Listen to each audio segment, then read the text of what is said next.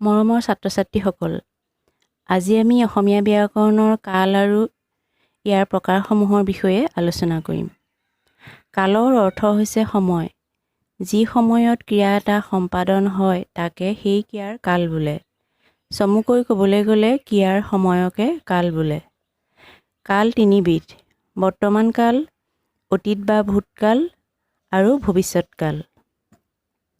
বৰ্তমান কাল: যেতিয়া কোনো এটা কাম বৰ্তমান সময়ত হৈ থকা বা চলি থকা বুজায় তাকে বৰ্তমান কাল বোলে। যেনে, সি খেলি আছে, মই ষষ্ঠ শ্ৰেণীত পঢ়োঁ ইত্যাদি। বৰ্তমান কাল দুই প্ৰকাৰৰ: নিত্য বৰ্তমান আৰু স্বৰূপ বৰ্তমান। নিত্য বৰ্তমান: যিবিলাক কাম চিৰন্তনভাৱে হৈ থাকে তাকে নিত্য বৰ্তমান কাল বোলে।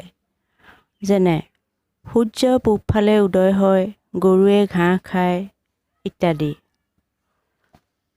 স্বৰূপ বৰ্তমান: যেতিয়া কোনো এটা কাম বৰ্তমান সময়ত চলি থকা আৰু শেষ নোহোৱা বুজায় তাকে স্বৰূপ বৰ্তমান কাল বোলে।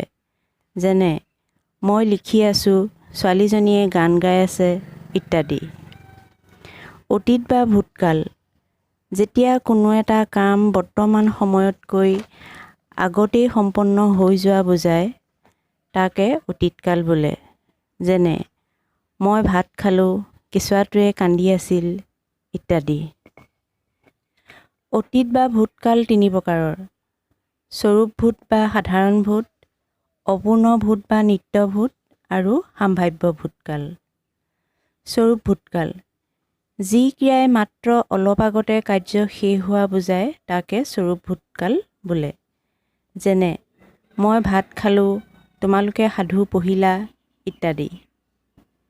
অপূৰ্ণ ভূতকাল: যি ক্ৰিয়াই বহুদিন বা বহু সময়ৰ আগতেই কাৰ্য সম্পন্ন হৈ যোৱা বুজায় তাকে অপূৰ্ণ ভূতকাল বোলে। যেনে, সি যোৱা বছৰ চিৰিয়াখানা চাবলৈ গৈছিল, তাই সৰু থাকোঁতে ফুটবল খেলিছিল ইত্যাদি। সাম্ভাব্য ভূতকাল: অতীতত কোনো কাৰ্য সম্পন্ন হোৱাৰ সম্ভাৱনা আছিল কিন্তু নহ'ল, তেতিয়া সেই ক্ৰিয়াৰ কালকে সাম্ভাব্য ভূতকাল বোলে। যেনে, বৰষুণ নিদিয়া হ'লে মই তোমাৰ ঘৰলৈ গ'লোহেঁতেন।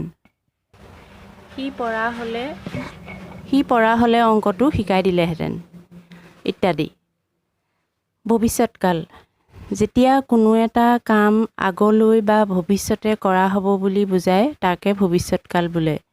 যেনে, মই কাইলৈ গুৱাহাটীলৈ যাম, তাই নাচিবলৈ যাব ইত্যাদি। আশা কৰোঁ তোমালোকে এই ভিডিঅ'টোত কালৰ বিষয়ে কিছু কথা বুজি পালা।